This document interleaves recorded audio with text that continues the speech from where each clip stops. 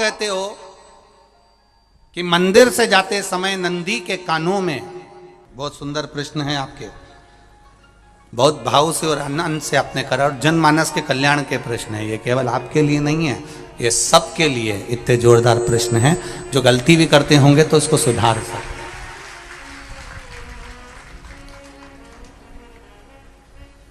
आपने कहा कि नंदी के कानों में कहना चाहिए, लोग हंसते हैं, कहते हैं बताओ वो नंदी के कानों में भगवान को कहना चाहिए।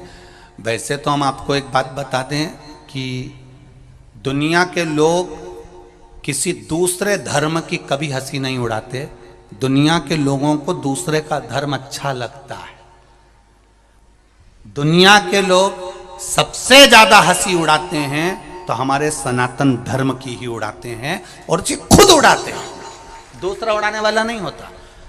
दूर के ढोल हमें समझ में आते हैं, उसका धर्म हमें समझ में आ गया, उनके यहाँ क्या है, ऐसा है, आओ कुछ नहीं, उनके धर्म में ऐसा है, कितना आनंद हमें दूसरे के धर्म में लग रहा है, और हमारा सनातन धर्म हमको बुरा लगता है। हमारे सनातन धर्म हमें बुरा लगने लगा। अरे भाई, लोग कहते हैं कि नंदी के कान में कहते हो, ये कोई हमारे पुराणों में या शास्त्रों में लिखा है? भगवती बहन साहू, आपको धन्यवाद देना चाहूंगा और एक बात कहना चाहूंगा, जितनी भी शिव महापुराण के अंतर्गत चाहे उपाय जो बताए जाते हैं कि बेलपत्री ऐसे चढ़ाना, काली मिर्च ऐसे चढ़ाना, चावल ऐसे चढ़ाना, धतूरा का क्या महत्व है, शमी के पत्ते का क्या महत्व है, बेलपत्री के पत्ते का क्या महत्व है, ये जितनी भी बातें बताई जाती हैं ये सब पुराण के अंतर्गत से बताई जाती है। अब दुनिया के लोग इसको चाहे टोटका कह दें, चाहे दुनिया के लोग इसे टोना कह दें, पर पुराण से हटकर कुछ नहीं। और आप लोगों को अगर बोला है कि नंदी के कान में कहकर भगवान शंकर के मन में बात पहुंचे, तो ये क्यों कहा, तो ये भी हमारी शिव महापुराण में लिखा है, जलंधर के चरित्र में। कोई आपसे कहे कि नंदी के कान में बोलने से क्या होता है, ये जलंधर का चरित्र कह रहा है। मां पार्वती जी का हस्त कमल पकड़कर जलंधर लेकर जाने लगा।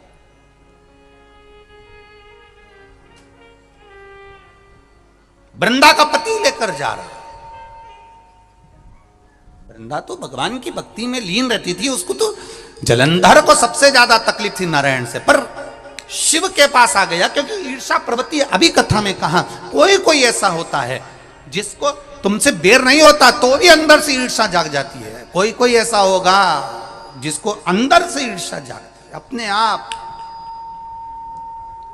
अपने आप अंदर से ईर्षा जागती है, उसका कोई बेर नहीं, पर ईर्षा जाग गई, भीतर से ईर्षा जाग। ना आप उससे मिले हो, ना कभी वो आप उसके सामने बैठे हो। कई लोग किसी ना किसी की बुराई करते हैं तो हम लोग पूछ भी लेते हैं, क्यों साहब उनसे मिलकर आए हो क्या तुम? कभी नहीं मिल किया है, कभी उनका सामना हुआ नहीं हुआ, तो फिर बुराई क्यों कर रहा? एक ने कर दी थी इसलिए हमारे ध्यान में था तो हमने भी कर दी। लो, वो कुआं में डूब के मरेगा तो तू भी मरेगा का? नहीं। नंदी सामने बैठा है, गणेश जी को मालूम पड़ गया, कार्तिकेय को मालूम पड़ गया, मां पार्वती जी का हस्त कमल जलंधर ने पकड़ लिया और लेकर चला। मालूम पड़ गया, तब नहीं रहा गया। गणेश जी को क्रोध आ गया और गणेश जी महाराज आए, शिव जी को जगाने लगे, पिताजी पिताजी पिताजी कर कर जगाया, उठो पिताजी, पिताजी उठिए, पिताजी जागिए, पिता को जगा रहे हैं। भगवान शंकर नहीं उठे, तप में लीन थे। क्या करें हम? जलंधर के पास में इतना बल है, इतना बल है, और पिता की आज्ञा नहीं होगी तो हम कैसे मार देंगे इसको? मारने को तो हम मार दें। मां ने आज्ञा करी थी कि जलंधर उसको तारकासुर को मार दो, तो कार्तिकेय ने तारकासुर को मार दिया। शिव जी की आज्ञा नहीं तो हम इसको कैसे मारें? क्या करें? सब कुछ गणेश जी ने देख लिया, शंकर जी के ऊपर बहुत बहुत बहुत बहुत प्रार्थना कर कर देख ली, पर शंकर जी नहीं जागे। तब आखिरी में विनायक ने, गणेश ने, जितने लोग आस्था चैनल पर कथा सुन रहे हैं, जितने लोग फेसबुक यूट्यूब पर कथा सुन रहे हैं, इस बात को याद रखना कि नंदी के कान में कहने से क्या होता है वो ये इस कथा से सीख लेना। आखिरी में गणेश जी को लगा किसको कहूँ, शंकर जी भी तप में हैं, नंदी भी तप में हैं, मैं किसको कहूँ? शिव जी को कह के कर थक गया, पिताजी को बोल बोल कर थक गया, पिताजी जागते नहीं। अब मैं किसको कहूं ये बात, किससे कहूं?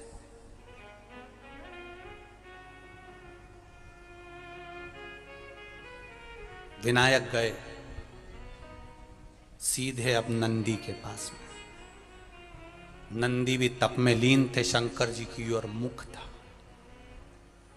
शंकर जी की ओर मुख था। गए और जाकर तुरंत विनायक ने नंदी के कानों में जाकर कहा, नंदीश्वर,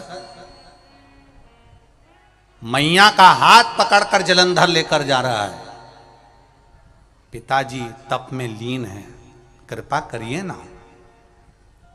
बस केवल नंदी के कान में कहा, गणेश जी दूर हट गए। नंदी के कान में कहा, शंकर जी के नेत्र खुल गए, शिव जी के नेत्र खुले।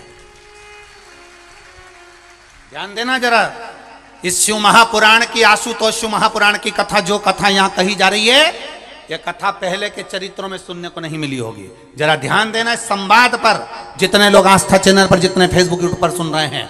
सनातन धर्म की हंसी उड़ाने वाले कह देते हैं नंदी के कान में कहने से क्या होता है, नंदी के सामने जाकर बोलने से क्या होता है, नंदी के पास बैठकर बोलने से क्या होता है, नंदी के पास बैठकर शंकर जी का मात्र दीदार करने से क्या होता है, दर्शन करने से क्या होता है। वो अच्छे से समझ लेना, जो लोग सनातन धर्म पर उंगलियां उठाते हैं वो अच्छे से समझ लें इस बात को।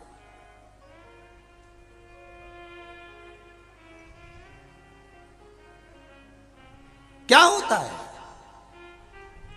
नंदी तप में लीन, शिवजी तप में लीन, शिव नहीं उठ रहे। विनायक ने नंदी के कानों में जाकर कह दिया, नंदी के कान में जाकर कहा, नंदी के नेत्र नहीं खुले। नेत्र किसके खुले?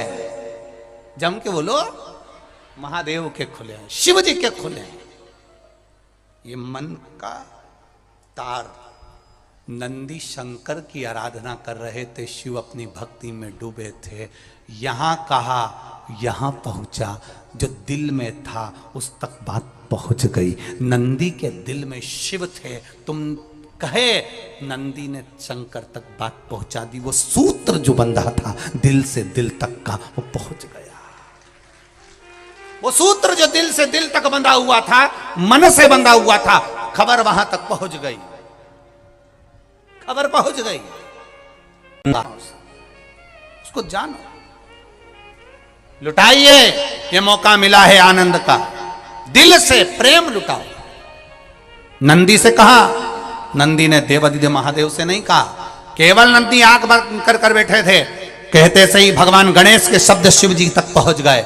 शिव जी के नेत्र खुल गए और उन्होंने जलंधर के पास पहुंचकर पार्वती जी का हस्त कमल छुड़वाया। जरा विचार करिएगा, आप नंदी से कहते हो मेरे महादेव तक बात पहुंच जाती है।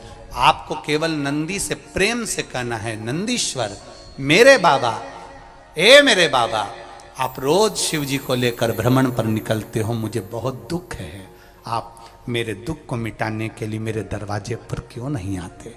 नंदीश्वर से कहा, शिव जी तक बात पहुंच जाएगी, शंकर के नेत्र आपके लिए खुल जाएंगे और महादेव आपके यहां खड़ा मिलेगा, मेरा महादेव आपके पास में खड़ा मिलेगा।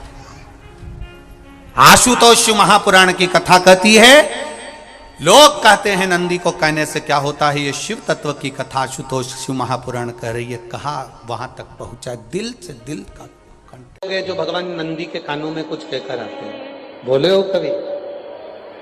सीधे बोल देते हो क्या जाकर? नंदी के कानों में कहने का भी एक तरीका है, आप लोगों को मालूम होगा वो तरीका, नहीं मालूम? बेलपत्री की जो डंडी रहती है ना, बीच का जो भाग है, ध्यान दिए ना जरा सा, ये बीच की जो डंडी है, फिर से देखिए, बेलपत्री के 2 पत्ते और उसके पास में जो बीच की जो डंडी का भाग है, दिख रहा है आप लोगों को? ये 2 डंडी, ये बीच की 2 पत्ती और उसके बीच में जो 2 डंडी का भाग होता है। जब हम देवादिदेव महादेव से कोई बात कहने वाले होते हैं ना कि बाबा बहुत दुखी हूं, बाबा बहुत तकलीफ चल रही है, बाबा मैंने एक कंपटीशन एग्जाम में परीक्षा दी है, बाबा मेरे जीवन में ये तकलीफ हो रही है, बाबा, तब इस बेलपत्री की जो ये डंडी होती है, इस उंगली से, इस अंगुष्ठ से इस डंडी को पकड़ा जाता है और बाबा के कर्ण में कहने से पहले ये हाथ को नंदी के ऊपर रखकर फिर हम बाबा के नंदी के कानों में कहते हैं और चलते समय इस बेलपत्र को अशोक सुंदरी की जगह पर चढ़ाकर वापिस सजाते हैं। देव अधिदेव महादेव को पार्वती की बात मानना ही पड़ती है और वो कहना ही। ये बेलपत्र की महत्व है। ये जितना फल एक बेलपत्र की पत्ती में, उतना की उतना फल। हम आपसे फिर कहेंगे, कभी मौका मिल जाए जिंदगी में, कभी तुम्हारे जीवन में अगर मौका मिले और कहीं बेलपत्री का वृक्ष मिल जाए जिसकी छांव तुम्हारे ऊपर पड़ रही हो, तुम्हारे ऊपर अगर बेलपत्री की छांव पड़ रही हो, उसके नीचे बैठकर कभी मौका मिले, एक बेलपत्री का पत्ता मात्र रखकर आप शिव जी का नाम लेकर जल भी अगर समर्पित कर रहे हो ना, तो वो 12 ज्योतिर्लिंग को जल चढ़ाने के बराबर फल प्रदान कर। एक बेलपत्री का पत्ता, एक बेलपत्री का वृक्ष, एक बेलपत्री के वृक्ष की छांव हमारे जीवन को कृतार्थ कर देती है, धन्य कर देती है, कृतार्थ। कभी भी शंकर के मंदिर में जाओ, शिव जी का पूजन कर जब वापिस आओ, तो शंकर भगवान के मंदिर में जो बाहर नंदी बैठता है, उसके कानों में ओम नमः शिवाय बोलकर अपने मन की कामना उसके कानों में बोलकर आप आ जाइए, आपकी कामना 3 महीने में पूरी हो जाती है। नंदी के ईश्वर भगवान का स्मरण करिए। अगर 7 बेलपत्र आप शंकर को समर्पित करते हो तो 1 बेलपत्र नंदी भगवान पर भी अवश्य समर्पित करो। नंदीश्वर भगवान शिव को समर्पित, 1 बेलपत्र नंदी के ईश्वर की ओर चढ़े। और बहुत ध्यान दीजिए महाराज, अगर कोई काम अटक रहा है, नहीं हो रहा, बहुत प्रयास करा, तो भगवान शंकर के मंदिर में 5 बेलपत्र चढ़ाइए। और शंकर भगवान की जो छोटी लड़की है अशोक सुंदरी, आपको बताया था ना अशोक सुंदरी का स्थान, भगवान शंकर की 6 लड़कियां हैं, उसमें से सबसे छोटी लड़की अशोक सुंदरी की जगह पर 1 बेलपत्र चढ़ाइए। फिर 1 बेलपत्र नंदीकेश्वर पर चढ़ाइए और नंदीकेश्वर पर चढ़ाने के बाद भगवान शंकर के मंदिर के बाहर चौखट पर दिया लगा दीजिए साइड में, और फिर अपने घर पर आ जाइए, आपका कार्य सफल होना प्रारंभ हो जाएगा। नंदीकेश्वर भगवान नंदीकेश्वर का स्मरण कर लेने पर जीव आनंद सुख की अनुभूति करता है,